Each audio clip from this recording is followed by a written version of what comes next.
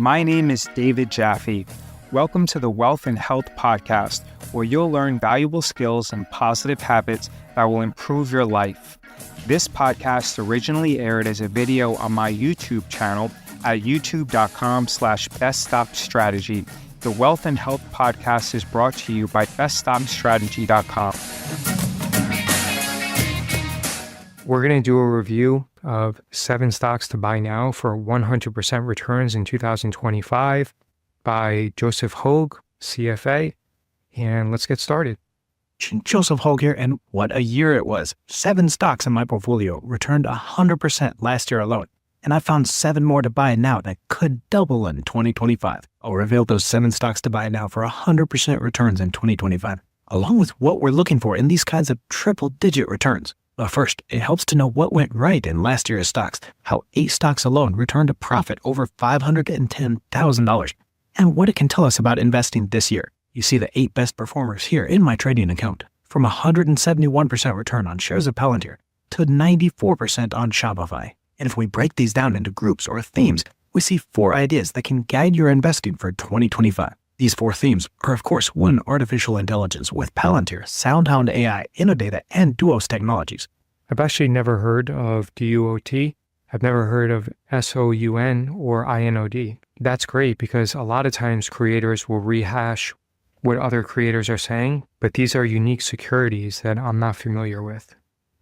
On AI, Innodata, and Duos Technologies. AI was the theme last year, and we're just now starting to see the returns flow down to those use cases and the companies leveraging that technology. FinTech also had a very strong year with SoFi Technologies and PayPal on my list. Let's get started with our first stock to buy, Symbiotic, ticker SYM. But stick around and I'll show you exactly what I'm looking for in these 100% plus stocks. All right, let's check out SYM. I'm not familiar with it. SYM has a market cap of about $16 billion.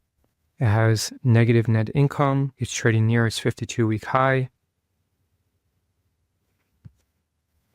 It was down almost 40% over the past year, but 5 years it's done pretty well. Financials. Let's look at the balance sheet. It has a decent amount of net cash, so it doesn't have to worry about debt. Its revenue growth is solid. However, it's slowing down. Yeah, overall, I wouldn't touch this stock. I'd be concerned about its financials. One thing I really don't like is its gross margins. It's making $280 million off revenue of $1.8 billion.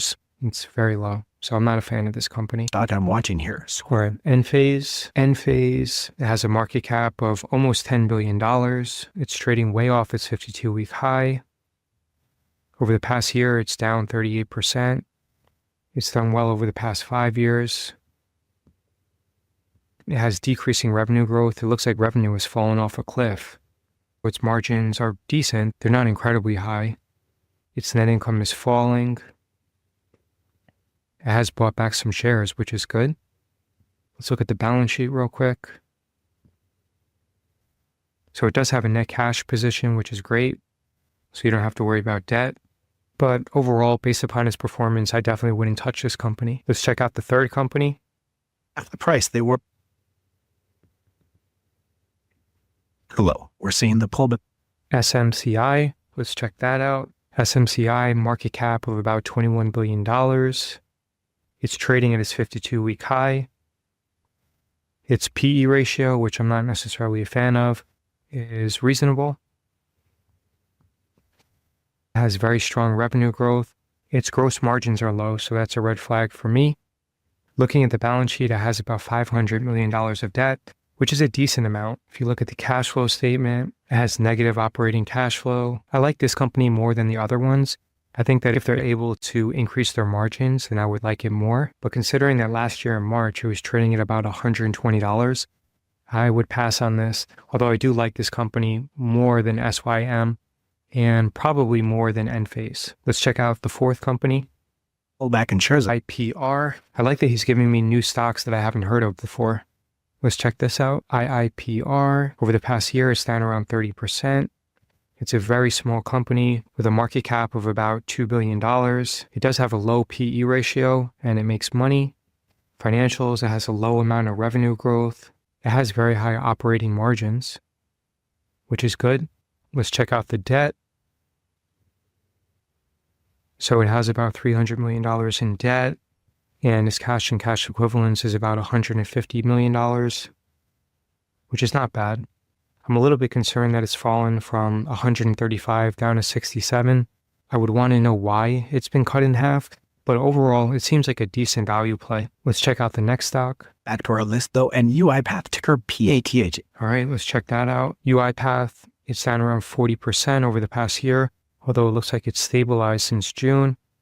$8 billion in market cap. It's losing money. Over 5 years, it's down 75%. It has decent revenue growth at 16.5%. Let's check out its debt. It has a large cash position, which is great. Let's see if it's diluting shares. Shares outstanding. Yeah, so they're diluting shares. I think this is an okay company. I like that it's stable since June and that it hasn't fallen. Not my favorite company, but it's better than some of the other companies on this list. Let's check out the next one. Is another AI stock I've been buying. Pharmaceuticals ticker. So the next one is Recursion, RXRX. Let's check that out. So a small company, about $2 billion in market cap, negative net income. So anytime it has that, I want to look at the debt structure. Let's check that out real quick. It does have a positive net cash balance. It has growing revenues, but its gross margins are horrible. It's definitely a red flag. Over the past year, it's down 33%. Over the past 5 years, it's down 56%. I'm always wary about pharmaceutical companies. And you have the new incoming administration, which I believe is going to change some of the laws. So this would be a hard pass for me. And the final stock. Next, about the only AI stock breakout surprise. The final stock is Rivian, RIVN. Has a market cap of $16 billion. It's losing money. Decent revenue growth though, 20%, but its gross margins are very bad. Shares outstanding, you can see that it's been diluting tremendously. Let's check out the debt. It does have a large cash balance, but you can see that it's been eating through that cash balance. Previously, it had almost $10 billion of net cash. Now it only has about $700 million. I also think that Rivian's not going to be able to compete with Tesla when you throw in the tens of billions of dollars of free media coverage and marketing that Tesla enjoys, and that Tesla is going to get favorable legislation in the incoming administration. I don't think it's going to be able to compete. So those are my thoughts on the 7 must-buy stocks to buy now for 100% returns in 2025. To be honest, I'm not a fan of any of them. That doesn't mean that I know any better than Joseph Hogue. I just think that there are safer opportunities. Almost all of these stocks have underperformed. And while I do appreciate that many of these are deep value plays, I would ask myself why these stocks are deep value plays and why many of them have gone down during a bull market. So I probably wouldn't buy any of them. But that's just my opinion. Let me know your thoughts. And if you like this video, click on the video that's popping up on your screen now, because YouTube believes that you would enjoy it the most. Visit beststockstrategy.com and submit your email address to receive valuable free training. Please give this podcast a positive rating and review. If you have any questions, visit beststockstrategy.com and send me a message.